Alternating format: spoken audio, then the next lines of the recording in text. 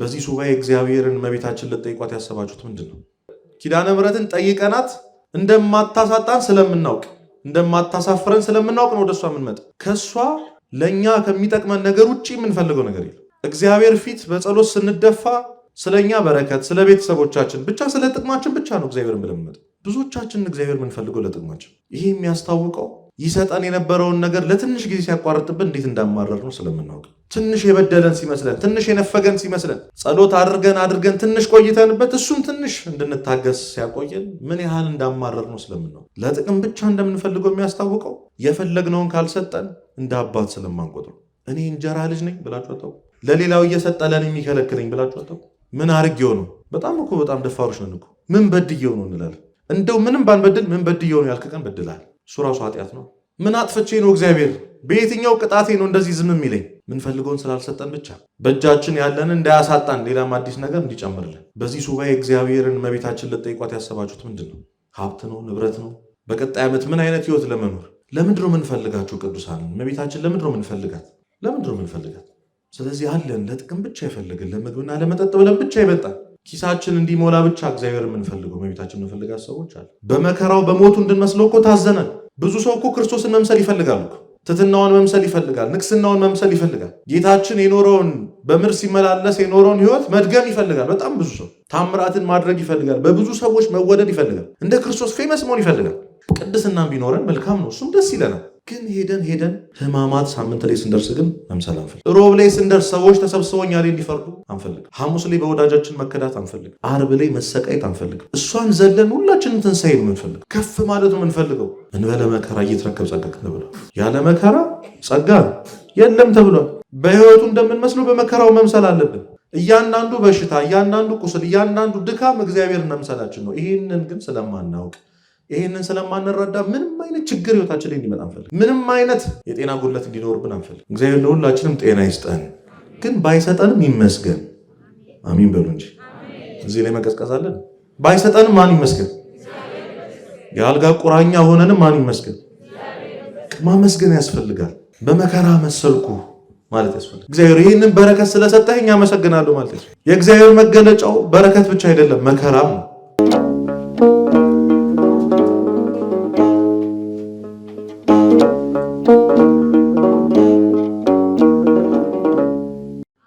ለአባ ሕርያቆስ፣ ለአባ ያሬድ፣ ለአባ ጊዮርጊስ ዘጋስጫ የተገለጠች የተለመነች እናታችን እመቤታችን ቅድስት ድንግል ማርያም ምልጃ ረድኤቷ አይለየን። በማቴዎስ ወንጌል ላይ የክርስትና መሰረታዊ የሆኑ ትምህርቶችን ክርስቶስ ካስተማረበት ወይም ደግሞ የተራራው ስብከት ተብሎ የሚጠሩ 3 ምዕራፎች አሉ። ስንት ምዕራፎች አልኳችሁ? ምዕራፍ 5፣ ምዕራፍ 6 እና ምዕራፍ 7። እነዚህን 3 ምዕራፎች ውስጥ በጣም ብዙ ትምህርቶች ተጠቅሰዋል። ክርስትና ምን እንደሆነ፣ ክርስቶስን መከተል ምን መምሰል እንዳለበት፣ ከምንም ነገር በላይ ጸሎት፣ በጣም ሁላችን የምናውቀውን መሰረታዊና ትልቁ ከክርስቶስ አንደበት የተማርነውን አባታችን የሚለውን ጸሎት የተማርንበት እና ገብታችሁ ስታነቡት ብዙ ድንቅ የሆኑ ትምህርቶች የምታገኙበት 3 ምዕራፎች ናቸው። በዚህ 3 ምዕራፎች ላይ የተገለጹ ትምህርቶችን ክርስቶስ በደብረ ዘይት ተራራ ላይ ተገኝቶ በጣም ብዙ ሕዝብ መሃል ቆሞ ያስተማራቸው ትምህርቶች ናቸው። ታዲያ የዚህን ጊዜ አባቶች በዚህ ተራራ ላይ የ5 ገበያ ሕዝብ ያህል ተከትሎታል ይላሉ። የስንት ገበያ ሕዝብ? አንድ የገበያ ሕዝብ በጣም ብዙ ነው አይደለም? እነሱን 5 እጥፍ ማለት ነው። እና 5 የገበያ ሕዝብ ሁሉ ተከትሎታል። እነዛ ሰዎች እንዲሰማቸው ብሎ በተራራ ላይ ከፍ ብሎ አፉንም ከፍቶ አስተማራቸው ብሎ ነው ትምህርቱ የሚቀጥለው። አንቀጸ ብፁዓን የሚባለው 9 አንቀጸ ብፁዓን የተባሉትን ትምህርቶች ከዛ በኋላ ነው ያስተማራቸው። በመንፈስ ድሆች የሆኑ ብፁዓን ናቸው፣ የሚያዝኑ ብፁዓን ናቸው እያለ ትምህርቱን ከዛ በኋላ ነው ያስተማራቸው። እና እኛ አባቶቻችን እነዚህ የ5ቱ ገበያ ሕዝብ የሚያሉት ሕዝቦች ክርስቶስን ተከትሎት በዛ ተራራ ላይ የወጡት ስለ 5 ምክንያት ነው ይላሉ። ስለ ስንት ምክንያት? 5 ምክንያቶች አሉ እነዚህ ሕዝቦች። ስለዚህ እነዚህን 5ቱን ብቻ ተምረን ነው የምንጨርሰው። እግዚአብሔር መካከላችን ተገኝቶ እንዲመክረን እንዲያስተምረን የሱ መልካም ፍቃድ ይሆንልን። የመጀመሪያዎቹ ስለሚያበላቸውና ስለሚያጠጣቸው ብቻ የተከተሉት አሉ። ምክንያቱም ከዚህ በፊት እንደምታስታውሱት ክርስቶስን ከተከተሉ በኋላ ሐዋርያት መጥተው ሕዝቡን በትነው የሚበላው ነገር የለም፣ ብዙ ርቀት ተጉዞ መጥተዋል እና አሰናብታቸው ብለውት ነበር። በእጃቸው ያለው ምንድን ነው ብሎ ክርስቶስ ጠየቃቸው። ያላቸው 5 ዓሣና 2 እንጀራ፣ 2 ዓሣና 5 እንጀራ። እሱን አበርክቶ ያን ሁሉ ሕዝብ አጥግቦ 12 መሶብ የተረፈ እንደተነሳ ታውቃላችሁ። ያንን ያየ ሕዝብ አሁንም ብንከተለው ይመግበናል፣ ከእሱ ጋር ከሆንን አንራብም፣ እንዲያውም ሊያነክሱት ፈልገው ነበር ተብሎ። ምክንያቱም በነፃ ያለችዋን ትንሽ ምግብ እያበረከተ የሚያበላ ንጉሥ ከየት ይገኛል? አደለ? እንዲሁም ኑሮ ተወዶብናል እኛ። ስለዚህ ሊያነክሱት ፈልገው ነበር። በጣም ይገርማቸዋል። ክርስቶስ ንግስናን የሚፈልግ አምላክ እንዳልሆነ ታውቁት ያኔ ነው። ሸሻቸው ነው ያለው። ሊሰቅሉት ሲመጡ ያልሸሻቸውን ህዝቦች ሊያነክሱ ሲመጡ ግን ሸሻቸው። ስለዚህ ያበላናል፣ ያጠጣናል፣ በእጁ በረከት አለ፣ ከእሱ ጋር ከሆኑ መራብ የለም ብለው ስለሚያስቡ ስለ ምግብና ስለ መጠጥ ብቻ ብለው የተከተሉ ሰዎች አሉ፣ የመጀመሪያዎቹ። ሁለተኞቹ ተአምራቱን ፍለጋ ነው። ስለሱ ብዙ ሰምተዋል፣ ወይ ደግሞ እነሱ ራሱ ድውያን ናቸው። እውር አብርቷል ሲባል ሰምተዋል፣ ሙት አስነስቷል ሲባል ሰምተዋል፣ ሽባ ተርትሯል፣ የታመመውን ፈውሷል። ይህንን ዝናውን የሰሙ ሰዎች አንደኛ ተአምሩ ሲደረግ ማየት ፈልገው የመጡ ሰዎች አሉ። እንዴት እንደሚያደርገው ለማየት ለመገረም። ያን ጊዜ ታውቃላችሁ እንዳሁኑ ቲክቶክ የለም፣ ሶሻል ሚዲያ የለም። ስለዚህ ግዴታ በአካል ሄደው ማየት አለባቸው። ሁለተኞቹ ደግሞ የምር ለመፈወስ ብለው የእጁን ታምራት የእጁን ኃይል ብቻ ፈልገው የተከተሉት ሰዎች አሉ። ከሱ ምንም አይፈልጉም፣ መዳን ብቻ ነው የሚፈልጉት፣ መፈወስ ብቻ ነው የሚፈልጉት እነዚህ ሰዎች። እነዚህ ሁለተኞቹ ናቸው። ስንት ቀረን? ሶስተኞቹ አይሁዳን ናቸው። ስህተቱን ፍለጋ ክርስቶስ ከሚናገረው ንግግር ከሚያስተምረው ትምህርት ውስጥ ከንጉሱ ጋር የሚያያዝ እግዚአብሔርን ያስቆጣል ብሎ ከሚያስቡት እኛን ይበድላል ብሎ ከሚያስቡት አንድ አረፍተ ነገር ወይ የሆነ ቃል አግኝተው እሱን ለመክሰስ እንዲመቻቸው በሄደበት ሁሉ ይሄዱ ነበር። የሚገርማቸው ባደረበት ያድሩ ነበር፣ በዋለበት ይውሉ ነበር። እና ከነዛ ሁሉ ህዝቦች አንዱ የገበያ ህዝብ የሚያህሉት የእሱን ስህተት ፍለጋ የመጡ ናቸው። ከአንደበቱ ሽል ካለው ድንገት ደግሞም አግኝተዋል እኮ እነሱ ያሰቡት ተሳክቶላቸዋል፣ ከሰውታል በሐሰት። እሱን ፍለጋ የመጡ ሰዎች ነበሩ። አራተኞቹ ደግሞ መልኩን ለማየት ነው። ማን ነው ክርስቶስ? ማን ነው መሲሁ? ይሄ ድንቅ ታምር እያደረገ ያለው፣ ይሄ ህዝቡን ሁሉ እያሳመፀ ያለው፣ በአንድ ጊዜ መጥቶ ሀገራችንን እንደዚህ ያንቀጠቀጣት ይሄ ሰው ማን ነው? ምን ይመስላል መልኩ፣ ደምግባቱ ምን ይመስላል ብለው መልኩን ለማየት ብቻ፣ ምን አይነት ሰው እንደሚመስል ለማየት ብቻ ብለው የመጡ ሰዎች አሉ። አምስተኞቹና ዋነኞቹ ግን ቃሉን ለመስማት ነው። እሱን ፈልገው የመጡ ነበሩ። ከአንደበቱ የሚፈሰውን ያን ማርማር የሚለውን ቃል ህይወት የሆነውን አንድ ጊዜ ከጠጣችሁት በኋላ ከጠጣኑ በኋላ ደግሞ የማያስጠማው ለነፍስ ቁስል መድኃኒት የሆነውን ቃሉን ፈልገው መጥተው ነበር። ስለ ስንት ምክንያት ተከተሉት? አምስቱም የተለያዩ ሰዎች ናቸው።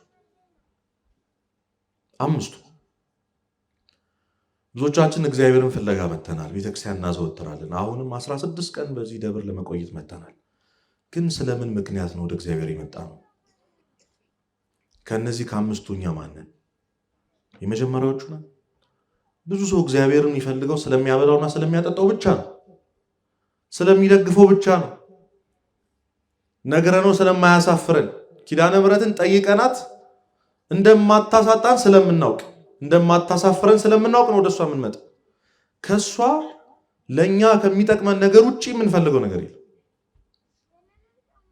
እግዚአብሔር ፊት በጸሎት ስንደፋ እኛን ስለሚጠቅመን ወደኛ ኪስ ስለሚገባው ስለኛ በረከት፣ ስለ ቤተሰቦቻችን ብቻ ስለ ጥቅማችን ብቻ ነው እግዚአብሔርን ብለን የምንመጣው።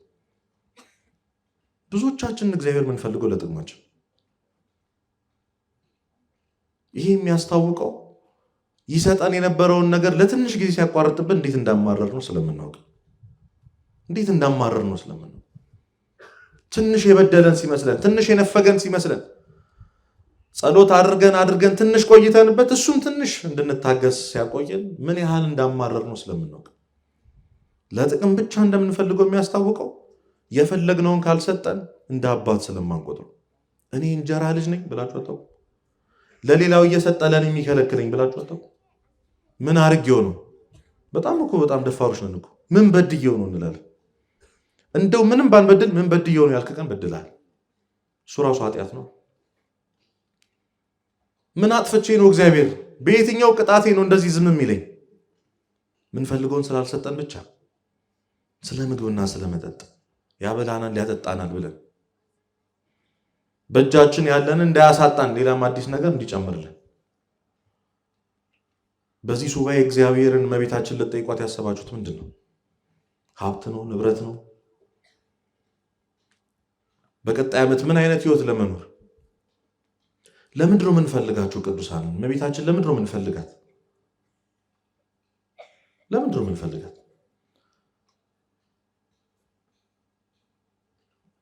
ስለዚህ አለን ለጥቅም ብቻ ይፈልግን ለምግብና ለመጠጥ ብለን ብቻ ይበልጣል ኪሳችን እንዲሞላ ብቻ እግዚአብሔር የምንፈልገው እመቤታችን የምንፈልጋት ሰዎች አለ። ሁለተኞቹ ታምራትን ፍለጋ የመጡ ሰዎች ናቸው። ብዙዎቻችን የነፍስ ቁስል ላይ ሳይሆን የስጋ ቁስላችን ላይ ነው የምናተኩረው። ብዙ ሰው ለመፈወስ ነው የመጣው። ጸበል የተባለበት ቦታ ሁሉም አይሯሯጥ የለም። ያድናል የተባለበት ቦታ ሁሉም ማሄድ የለም። ብቻ ስጋው ይፈወስለት፣ ሌላ ነገር አይፈልግም። ብቻ ደህና ይሁን፣ ብቻው ጤና ይመለስለት። ይሄንን መፈለግ መጥፎ ነው እያልኳቸው አይደለም። ግን እግዚአብሔር መፈለግ ያለብን ለዚህ ብቻ አይደለም። ለስጋዊ ፈውስ ቤተክርስቲያን ሞልቷታል እኮ ፈውስ ታውቃላችሁ አይደል? ሀብታም ናት። የታምራት ሀብታም ናት። ግን ለዚህ ብቻ ብሎ ይመጣ ሰዋል። የጸበል ወሬ የሚመቸው ሰዋል። የእንትን ፈውስ የእንትን ስለሰምሮ እንትን ማለት ነው። ቃሉን መስማት አይፈልጉም እነዚህ ሰዎች። ታምራቱን ብቻ መስማት ይፈልጋሉ። ስጋዊ ፈውስ ብቻ ነው የሚፈልጉት። እግዚአብሔርን ለዚህ ብቻ እንደምንፈልገው የሚያስታውቀው ሌላ ነገር ደግሞ ልንገራችሁ። ብዙ ሰዎች እኮ ወደ ሌላ ሃይማኖት ሄደው ምንድን ነው የሚሉት? ብዙ ጸበል ዞርኩኝ፣ ብዙ ገዳም ሄድኩኝ አረ ጌታ ግን እዚህ ምን አለኝ? ፈወሰኝና እዚህ ያገኘሁት ይላል። ስለዚህ አሁን ከሚያምህ ህመም እግዚአብሔር ካልፈወሰ ካልፈወሱ ትታቸው ልትሄድ ነው ማለት ነው። ለምን? አንተ መፈወስ ብቻ ነው የምትፈልገው። መፈወስ ብቻ ነው የምትፈልገው እንጂ ከስጋዊ በሽታችን ከድካማችን ውጪ ሌላ እንዲያረጉልን እንፈልጋቸው ነገር የለም። ብቻ ይፈውሱኝ ነው። እዚህ ካልተሰካልን ሌላ ቦታ እንሄዳለን። እዛ ካልሆነ ሌላ ቦታ እንሄዳለን። እዚህ ደግሞ ጸበሉ ኃያል ነው ተብሏል፣ ደግሞ እዚህ ሊድ እስኪ ብለን እንሄዳለን። አውቃለሁ ያጨንቃል። መታመም ከባድ ነገር ነው። ማንም ሰው ወዶ አይንከራተትም። ግን እግዚአብሔር የስጋ አምላክ ብቻ እኮ አይደለም፣ የነፍሳችን ነው አይደለም? በመከራው በሞቱ እንድንመስለው እኮ ታዘነን። ብዙ ሰው እኮ ክርስቶስን መምሰል ይፈልጋል እኮ። ትሕትናውን መምሰል ይፈልጋል። ንግስናውን መምሰል ይፈልጋል። ጌታችን የኖረውን በምድር ሲመላለስ የኖረውን ህይወት መድገም ይፈልጋል። በጣም ብዙ ሰው ታምራትን ማድረግ ይፈልጋል። በብዙ ሰዎች መወደድ ይፈልጋል። እንደ ክርስቶስ ፌመስ መሆን ይፈልጋል። ቅድስናም ቢኖረን መልካም ነው፣ እሱም ደስ ይለናል። ግን ሄደን ህማማት ሳምንት ላይ ስንደርስ ግን መምሰል አንፈልግም። ሮብ ላይ ስንደርስ ሰዎች ተሰብስበው እኛ ላይ እንዲፈርዱ አንፈልግም። ሐሙስ ላይ በወዳጃችን መከዳት አንፈልግም። ዓርብ ላይ መሰቃየት አንፈልግም። እሷን ዘለን ሁላችንም ትንሣኤ ነው የምንፈልገው። ከፍ ማለት ነው የምንፈልገው። እንበለ መከራ እየተረከብ ጸጋ ተብሏል። ያለ መከራ ጸጋ የለም ተብሏል። በህይወቱ እንደምንመስለው በመከራው መምሰል አለብን። እያንዳንዱ በሽታ፣ እያንዳንዱ ቁስል፣ እያንዳንዱ ድካም እግዚአብሔርን መምሰላችን ነው። ይህንን ግን ስለማናውቅ ይህንን ስለማንረዳ ምንም አይነት ችግር ህይወታችን ላይ እንዲመጣ አንፈልግም። ምንም አይነት የጤና ጉድለት እንዲኖርብን አንፈልግም። እግዚአብሔር ለሁላችንም ጤና ይስጠን፣ ግን ባይሰጠንም ይመስገን። አሚን በሉ እንጂ እዚህ ላይ መቀዝቀዛለን። ባይሰጠንም ማን ይመስገን? የአልጋ ቁራኛ ሆነንም ማን ይመስገን? ማመስገን ያስፈልጋል። በመከራ መሰልኩ ማለት ያስፈልጋል። እግዚአብሔር ይህንን በረከት ስለሰጠኝ አመሰግናለሁ ማለት ያስፈልጋል። የእግዚአብሔር መገለጫው በረከት ብቻ አይደለም፣ መከራም ነው። ለዛ እኮ ነው አንድ አባት እግዚአብሔር ተወኝ፣ እግዚአብሔር ተወኝ፣ እግዚአብሔር ተወኝ እያለ ያለቅሳል። በአቱ እየዞረ ለመነኮሳቱ ይነግራቸዋል። እግዚአብሔር እኮ ተወኝ። እንዲህ ምን አይነት ኃጢአት ሰርተህ ነው እግዚአብሔር የሚተወኝ? ምን አድርገህ? ኧረ እኔ ምንም አላደረኩም። ታዲያ እንዴት እግዚአብሔር ተወኝ? ብቻ እግዚአብሔር ትቶኛል እያለቅሳል። አበምኔቱ ጋር ሄዶ የገዳሙ ታላቅ አባት ጋር አባቴ እግዚአብሔር ተወኝ አላቸው። እነሱ የጠየቁት እንደሌላው አይደለም። በምን አወቅ እግዚአብሔር እንደተው አሉት። ይኸው 1 ዓመት ሙሉ ያመኝ የነበረው በሽታ ቆመ አሉ። ይሰማችሁ? መከራው ሁሉ ሸሸኝ፣ ፈተናው ጠፋ። ይጠሉኝ የነበሩኝ ሰዎች መውደድ ጀመሩ። እራብ የነበርኩኝ መጥገብ ጀመርኩ። ጠማ የነበርኩኝ መጠጣት ጀመርኩ። ቤቴ አንድ ችግር ጠፋ፣ ስለዚህ ማን ትቶኛል ብለው አለቀሱ። እኛ አባትም አለቀሱ ተገርመው። እየሰማችሁ ነው? ስለማይመስለን ነው። በመከራ ውስጥ የሚገኝ እግዚአብሔር ያለ ስለማይመስለን ለመልካሙ፣ ለሰላሙ፣ ጤነኛ ለመሆን ብቻ፣ ለተአምራቱ፣ ለፈውሱ ብቻ ቤተክርስቲያን እንፈልጋታለን። ፈውሽን ለማለት ብቻ። ሶስተኞቹ ልክ እንዳይሁድ ደግሞ ስህተት ፍለጋ የሚመጡ ሰዎች አሉ። ደግሞ ዛሬ ምን አረጉ ለማለት አይ ይሄ ድንኳን ይሄ መድረክ አረ እንደው ጸበሉ ምን አረጉት ምናምን ባገኘነው አጋጣሚ ስህተት የሚለቅም ሰው ደግሞ አለ። ይሄንን እንግዲህ ስናገር ራሳችን እናውቃለን። ሁላችን ጥሩ ያደረግን ይመስሉን፣ ለቤተ ክርስቲያን ጠበቃ ይቆምን መስሎን፣ ለእግዚአብሔር ጥብቅና ይቆምን መስሎን፣ ለሱ የምንከራከር መስሎን ሰዎችን መንታች ሰዎች አሉ። ቁጭ ብለን አቤት የዘንድሮ ካህን፣ የዘንድሮ ዲያቆን ደግሞ ዘማሪ አለ እንዴ? ዘንድሮ ደግሞ ሰባኪ አለ እንዴ? ለመተቸት ብቻ ይመጣል ቤተክርስቲያን። ምንም ሌላውም አይታይ። መቅደስ ውስጥ ቆሞ የሰው አቋቋም የሚያሳስበው ሰው እንደዚህ ይቆማል የሚል ሰው፣ እንዴት ቅዳሴ ቁጭ ይባላል የሚል ሰው፣ ሚንገበገብ ሰዎችን ማያሳርፍ ቤተክርስቲያን፣ እንዲያትልበሽ እንዲያታርጊ ውጣ ምናምን የሚል ሰው፣ ችግሩን ብቻ የሚለቅም ሰው፣ የራሱን ጉድፍ ራሱ ያለውን ምሰሶ አይም የሰውን ጉድፍ ያወጣል። እና ስህተት ልቀማ የሚመጣ ሰው አለ ልክ እንዳይሁድ። ዛሬ ደግሞ ምን አሉ ለማለት ለማሽሟጠጥ፣ ሰዎች ፊት ሄዶ ለመተቸት፣ ፎልት ፋይንደር የሆነ ሰው ስህተት የሚፈልግ ሰው አለ። እንደው እግዚአብሔር በምሕረቱ ይጎብኛል። ይሄ ትልቅ ኃጢአት ነው በነገራችን የማይለቅ። ለምን እንደዚህ አይነት ሰው ቢመከርም ስለማይሰማ፣ ቃሉ ወደ ልቡ እንዳይገባ ልቡ ስለደነደነበት አይሰማም። እንደዚህ አይነት ሰው በእንደዚህ አይነት በሽታ የተጠቃ ሰው ለመመለስ በጣም ረጅም ርቀት የሚሄዱ አይሆንለትም። ምክንያቱም ከምክሩም ስህተት ስለሚፈልግ ማለት ነው። ከሚመክረውም ሰው አንተ አላቀም እንደ እኔን የምትመክረኝ ይላል መልሶ። አይመለስም። እውነት እንደዚህ አይነት ባህሪ ካለብን እግዚአብሔር ፊት በፊታችን ተደፍተን መጸለይ ያለብን። ጌታ ሆይ አንሳልኝ ማለት ነው። አንሳልኝ። ይሄንን እንዴት እንደሚያውር ቢገባችሁ ምዕመናን፣ እንዴት እንደሚሸፍን ስንት የምናየውን በረከት ስንት የምንቀበለውን ነገር ነው የዘጋብን። ስለዚህ ብስጭት የሚያረጋችሁ ከሆነ የሚያናዳችሁ ከሆነ እዚህ ያለው አገልግሎት መጸለይ ነው ያለባችሁ፣ መተቸት አይደለም። አታስገቡት ወደ ውስጣችሁ እንደዚህ ነገር። አዎ ስህተት የለም እኮ አይደለም፣ ስህተት አለ። ግን ጸሎት ነው የሚፈታው፣ ፍቅር ነው የሚፈታው። የደከመውን በፍቅር አቅኑት ተብለናላ። በመተቸት የምንፈውሰው ነገር የለም።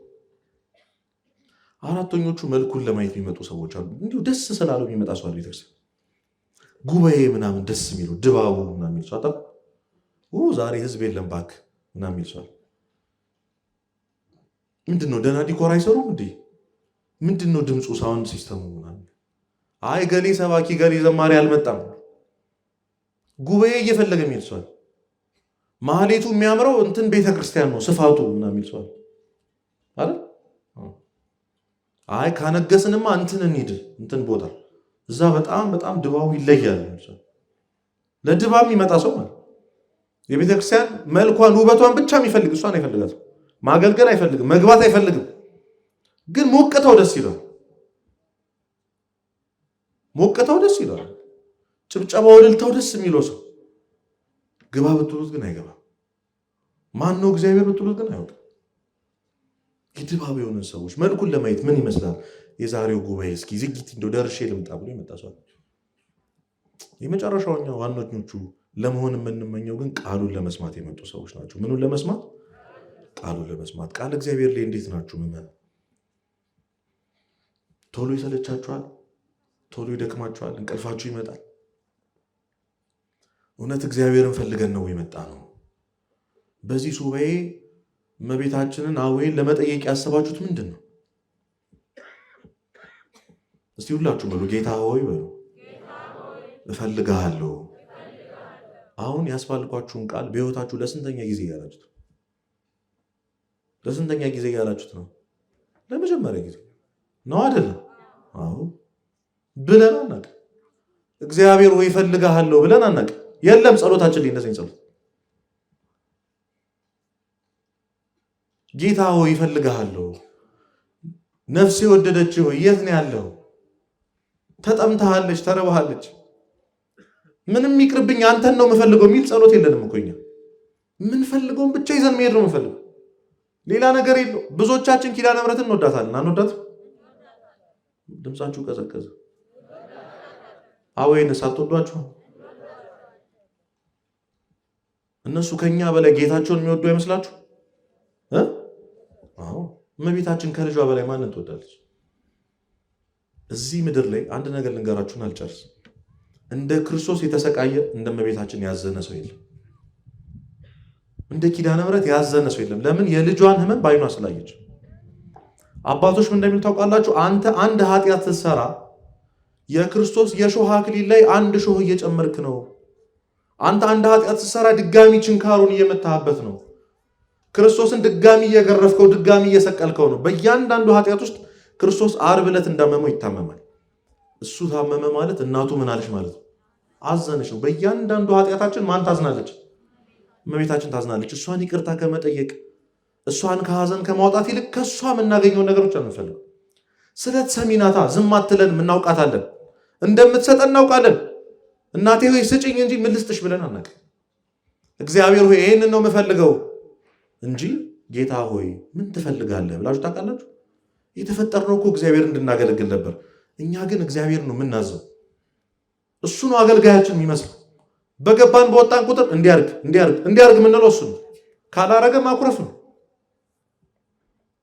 አይ ስለቴን አልሰማችኝም፣ ጸሎቴን አልሰማችኝም እንላለን። እና በዚህ ሱባኤ እውነት ልንጠይቃት የመጣ ነው ምንድን ነው? ከሁሉ በላይ የምትቀርበው ሀብቷ የሆኑ ልጇ ነው። የእሱ ስጋና ደም ነው ከተመኘን አይቀር። የሰው ልጅ ከፈለገ መፈለግ ያለበት ስጋና ደሙ፣ ስጋና ደሙ ህይወት ነው መፈለግ ያለበት።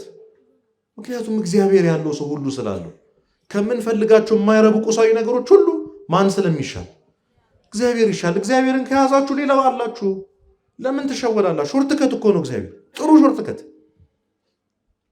አንዳንድ እየለቃቀምን ከምንኖር ሁሉ ያለውን እግዚአብሔር ብንይዝ አይሻልም ወይ?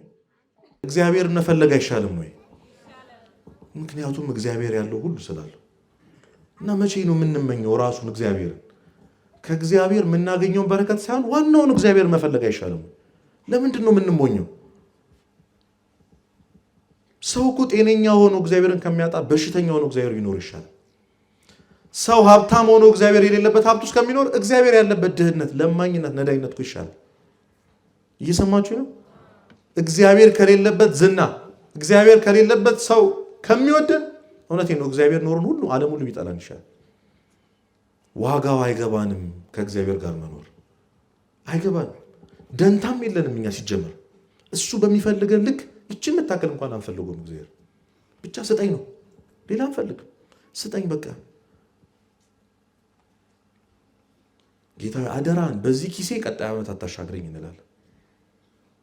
ማለት ከነበረብን በዚህ ልቤ ቀጣይ ዓመት አታሻግረኝ ነበር፣ በዚህ ኃጢአቴ አታሻግረኝ፣ እዚሁ ልቋጫው ኃጢአቴን ከአንተ ጋር አንድ ልሁን።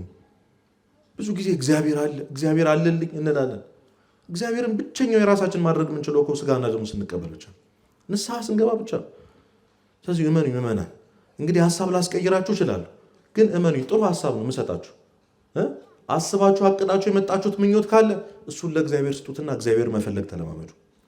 በዚች 16 ቀን ውስጥ እመቤታችን የልጅሽን ስጋና ደም ስጭኝ ብላችሁ ለምናት። እየሰማችሁ ነው? ከነዛ ከአምስቱ ቢያንስ እንዳንዶቹ ነው ቃሉን ለመስማት ከመጡ እንጸልያለን እኮ የጸሎት ችግር የለብንም። ምን ለምናለን? እንደውም ቅዱስ ኤፍሬም ሶርያዊ ጸሎት ማለት እግዚአብሔርን ማነጋገር ማለት አይደለም፣ እግዚአብሔርን ማናገር ማለት ነው። ምክንያቱም ጠዋት ጸልየህ ማታ ቃለ እግዚአብሔር ማትማር መጽሐፍ ቅዱስ ማታነብ ከሆነ እግዚአብሔርን አናግረው ሊመልስ ሲል ዞር ማለት ነው። እየሰማችሁ ነው? በጸሎት ጠይቃችሁታል አይደል? የሚመልስላችሁ በቃለ እግዚአብሔር፣ የሚመልስላችሁ በመጽሐፍ ቅዱስ፣ የሚመልስላችሁ በቅዳሴ ውስጥ። የክርስቶስን ስጋና ደም ስንቀበል ነው አይናችን የሚገለጠው። ከተመኘን መመኘት ያለብን እሱን ነው። ከፈለግን መፈለግ ያለብን እሱ ነው። ታዲያ ያኛው አይሆንልንም ወይ ካላችሁ ቃል ገብቶልናል። አስቀድማችሁ ጽድቅና መንግስቱን እሹ፣ ሌላው ምን ይላችኋል? ይጨመርላችኋል። ነው ቅዱስ ዮሐንስ አፈወርቅ ሌላው ይሰጣችኋል አላለም፣ ይጨመርላችኋል ነው ያለው። ምክንያቱም ትርፍ ነው፣ ጭማሪ ነው፣ የማይረባ ነገር ነው። እመኑኝ ምዕመናን፣ እግዚአብሔርን ከያዘን በኋላ ነገሮች ሁሉ ከንቱ ይሆንብናል። መድኃኔዓለም ያለው ሰው ዓለም ዜሮ ትሆንበታለች። የምትመኙት ያ ሌክዠሪ ላይፍ፣ የምትመኙት መኪና፣ ቤት፣ ህይወት፣ ዝና እንዴት አፈር እንደሆነ የሚገባችሁ እግዚአብሔርን ስትይዙ ብቻ። እግዚአብሔርን ስንይዝ ብቻ ሰው ከናፈቀ መናፈቅ ያለበትን ክርስቶስን የልባችን በር ላይ ቆሞ ዘወትር የሚያንኳኳ ክርስቶስ አለ። ለዛ ክርስቶስ የልባችንን በር መክፈት አለብን፣ እንዲገባ መፍቀድ አለብን። በማይረቡና በሚጠፉ ጊዜያዊ በሆኑ ነገሮች ራሳችንን አንጥመድ። ጸሎታችንን አናባክ ነው፣ ሱባኤያችንን አናባክ ነው። ስለዚህ ቀጣይኛው ዓመታችን እንዲባረክ ሰው ሆነን እንድንኖርበት ማንን መፈለግ እንለማመድ? ራሱ እግዚአብሔርን። ከእግዚአብሔር የሚገኘውን ሳይሆን እግዚአብሔርን። እግዚአብሔር እኮ ልጆቹ ነን እኮ። ስለምትበሉት ስለምትጠጡት ነገር አትጨነቁ ብሏል። የፈጠርኳችሁ ልቀልድባችሁ እኮ አይደለም። የሰማችሁ? ሊቀልድብን እኮ አይደለም የፈጠረ። እንደዚህ እሳት ላይ ያገላበጠ ሊጫወትብን አይደለም። እግዚአብሔር ሊያኖረን ነው የፈጠረ። ያድርገዋል። እሱን ደግሞ ቃል ገብቷል። እኔ አስቤ ተጨነቂ ራሴ ወጥቼ ገብቼ ይሰራለሁ ካልክ ይኸው አይተኸዋል እኮ ህይወትህን እንዴት ለፍተህ ምንም ማድረግ እንደማትችል እኮ አይተሃል። ስንት ገንዘብ አይተህ እንዴት እንደጠፋ እንኳን አጠቅም አይደለም። እናገኛለን እኮ ብር አናገኝም አይደለም። እንለፋለን፣ እንወጣለን፣ እንገባለን። ጠብ የሚል የለም። ይሄንን በራሴ አቅም አድርገዋለሁ ብለን ስላሰብን ነው። እመኑኝ፣ አሁን በጣም ለፍተን ያቃተን ነገር ለእግዚአብሔር አደራ እንስጠውና ራሱ እግዚአብሔርን እንፈልገው። ራሱ እግዚአብሔር ራሱ ኢየሱስ ክርስቶስ የሚገኘው ደግሞ ዛሬ ጧት በተፈተተው ስጋና ደም። ከዚህ በላይ ፍቅር የለም። አንድን ሰው ምንም ያህል ብትወዱት ስጋችሁን ቆርሳችሁ ደማችሁን አፈሳችሁ ብላ ጠጣ ትሉታላችሁ? እዚህ ሀገር ይባላል እንዴ እኮ ትላላችሁ? አንልም። የፍቅሩ ጥግ ማቀፍ አይደለም፣ የፍቅሩ ጥግ መፍጠር አይደለም። መሞቱ ሳይቀር መሰቀሉ ሳይቀር ይኸው በየጊዜው ጧት ስጋና ደሙን ይሰጠናል። ብሉኝ ጠጡኝ እኮ ነው። የለም እኮ እናትህ ሺህ ጊዜ ብትወድ እንደዚህ አትሆንልህ። እንደዚህ አይነት ፍቅር የትም የለም። ታዲያ ይህን እግዚአብሔር አለማየት አያሳዝንም? ያሳዝናል በጣም። ስለዚህ ጌታዬ ሆይ እፈልግሃለሁ፣ እሻለሁ አንተን። ከነገሩ ሁሉ በላይ አንተ ብትኖረኝ መልካም ነው። ነፍሴ የወደደችው ሆይ ወዴት ታሰማራለህ? ወዴትስ ትመስጋለህ? መኖሪያስ ወዴት ነው? የልቤ በር እንደተከፈተ ቀርቷል። ነፍሴ ባዶ ሆናለች፣ ህይወቴ ባዶ ሆኗል። ነፍሴ አንተን ተጠምታለች። እግዚአብሔር ሆይ የት ነው ያለኸው? ያስቀመጥክልኝ መንገድ አንተን እንዳገኝ አንተን እንድወድ ከአንተ ጋር እንድኖር የመረጥክልኝ መንገድ የቱ ነው? ጌታዬ ሆይ እፈልግሃለሁ ብለን እግዚአብሔርን መፈለግ እንለማመድ። በዚህ ጾም በዚህ ጸሎት እናቱን እመቤታችን እሷን ማግኘት ከምንም በላይ ሀብቷ የሆነውን ልጇን ማግኘት መለማመድ። ስጋውና ደሙ ስጭኝ፣ ከሁሉም የሚበልጠውን ልጅሽን ስጭኝ። ምክንያቱም ልጅሽ ከኔ ጋር ከሆነ ዓለም ሁሉ አይችለኝም። ልጅሽ ከኔ ጋር ሁሉ ከሆነ ሰው ሁሉ አይችለኝም። ጠላት በእኔ ላይ አቅም አይኖረውም። ፍላጎቴ፣ ኃጢአቴ፣ ሱሴ አያሸንፈኝም። ማን ከኔ ጋር ካለ? እግዚአብሔር። የእናታችን ልጅ ካለ እመቤታችን ልጅ ኢየሱስ ክርስቶስ ከኛ ጋር ከሆነ ሁሉ በፊታችን ይወድቃል። ምን እዚህ አንሸወድ። ከጸለይ መጸለይ ያለብን፣ ከፈለግን መፈለግ ያለብን ሁሉ ያለው ማንን ነው? ማንን ነው? እሱ እንድንፈልግ እግዚአብሔር ይርዳን። ወስብሐት ለእግዚአብሔር።